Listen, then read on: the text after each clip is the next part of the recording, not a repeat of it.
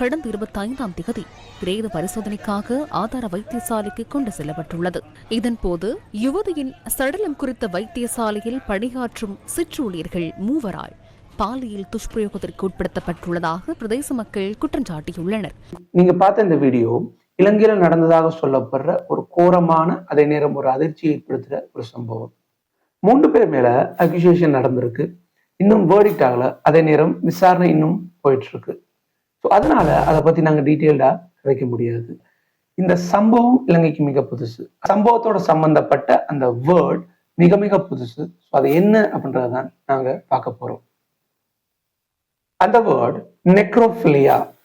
Necrophilia அதோட meaning இறந்த உடல்கள் மீது உணர்கிற ஒரு மனநிலை. இதைத்தான் நாங்க ஆங்கிலத்துல நெக்ரோஃபிலியா அப்படின்னு சொல்லுவோம். கிரீக்ல இருந்து வந்தது அப்படின்னு இந்த வேர்ட் நம்பப்படுது. ஸோ நெக்ரோஸ் அப்படின்னா காப்சஸ் அல்லது டெட் பாடி, இறந்த உடல்கள் அப்படின்ற அர்த்தம். அதே மாதிரி ஃபிலியா அப்படின்னா ஸ்ட்ராங் அட்ராக்ஷன், இறந்த உடல்கள் மீது ஈர்ப்பை கொண்டவர், அதாவது இறந்த உடல்கள் மீது காம இச்சை கொண்டவர் அப்படின்றதான் இதனுடைய மீனிங். அப்ப இறந்த உடல்கள் மீது காம இச்சை கொண்டவர் அப்படின்ற சொல்றவரை டிஸ்கிரைப் பண்றதுக்கு உலகம் முழுக்க நெக்ரோஃபிலியா அப்படின்ற வேர்டை தான் பயன்படுத்திட்டு இருக்காங்க. Just remember this, small changes with SK make you better in English. Thank you.